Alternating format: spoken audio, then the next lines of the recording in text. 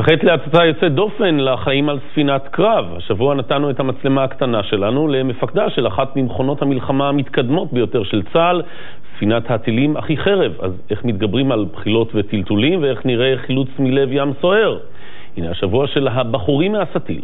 האישה אמרה לי בעת, זה או אני או אחרת, אמרתי לה פעמיים, ניפגש אולי עוד שבועיים, לעולם. ברוכים הבאים לאחי חרב, שמי ארז בן ציון, אני מפקד הספינה, ואתם מוזמנים היום להצצה נדירה למקום שאליו מצלמות לא נכנסות, ספינת הטילים של חיל הים.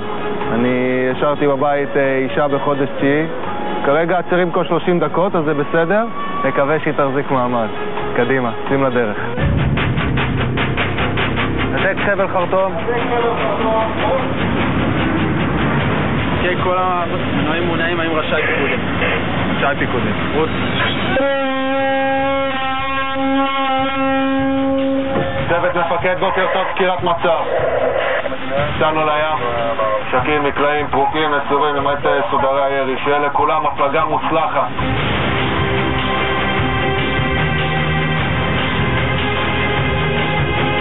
אנחנו ניכנס עכשיו לבטן של הספינה, נראה קצת את המדורים מבפנים, קדימה. אנחנו עכשיו נלך לכיוון המטבח, קצת בלגן. אתם מערבבים את האוכל באופן טבעי.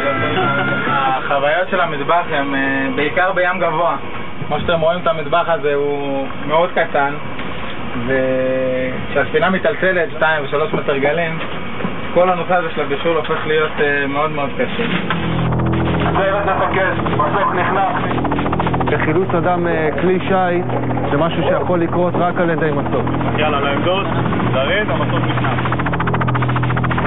כרגע המסוק הרים את האלונקה מהסיפור לכיוון המסוק. חילוץ שקורית בטווחים של עשרות מיילים, מאות מיילים מחופי המדינה. צריכים להסתמך על סיוע של חילוץ אווירי על מנת לפנות בן אדם. היה שת"פ מצוין מבחינתנו, תודה רבה. המים כחולים, המים צלולים, עצות מטיילות, דגים צוללים, התורן למעלה, הדגל מונף. תוכניות טלוויזיה, עושים חבר'ה ל3 חודשים ורואים מה קורה.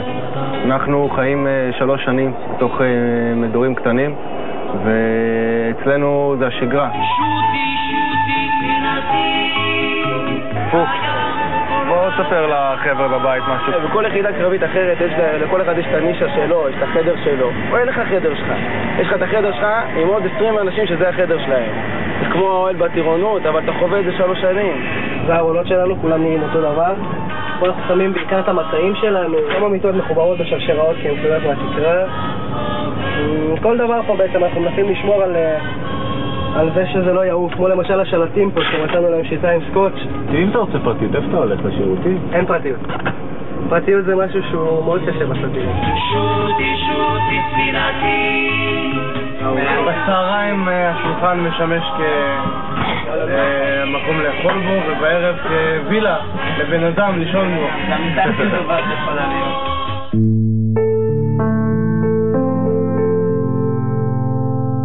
אני עוד מעט בן 30, יש לנו ילד, ובשאיפה עוד איזה נינג'ה קטן, כל רגע. לא פעם קשר להגיד לך אשר סוכר או שאתה חוזר הביתה. לא. יוצאים לים, זה טוב. לפעמים זה יכול להיות גם תקופה של שבוע, תוסיף לזה כוננויות. אני שבועיים הקודמים, לא הייתי שבועיים בבית. שבועיים זה לא שבועיים שהזמינו את הטלפון.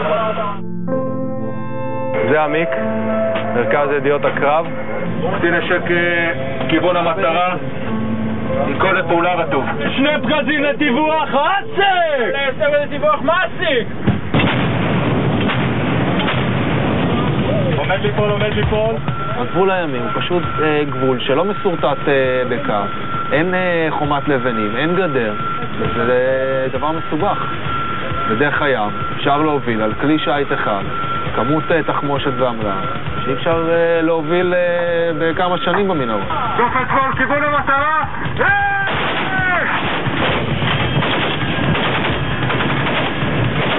הכל עובר דרך הים.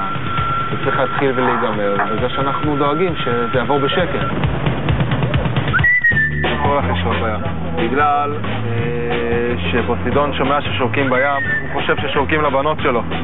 ואז מה שקורה זה שהוא מתעצבן, והוא מעלה את הים, בינתיים אנחנו בים נוח, אז זה כל החישות. לא לשרוק יותר בחיים. בים יש הרבה אמונות תפלות, אבל הדבר הבא זה לא אמונה תפלה. המכונה של הספינה, אסור שבחורה תיכנס, כי אחרת המכונה תיכנס ותתחיל לעשות בעיות.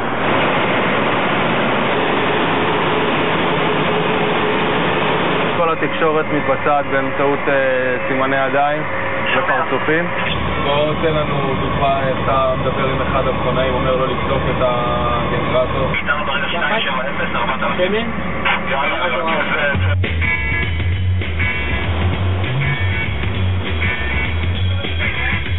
מגורי חרטום זה המגורים הגדולים בספינה. רוב הלוחמים ישנים בחרטום והם גם אוכלים שם. אנחנו נראה את זה. מה יש במטבח שאתה אומר? זה היה המוקפן, זה היה האורז, זה היה סלט אבוקדו וזה היה סלט ירקות.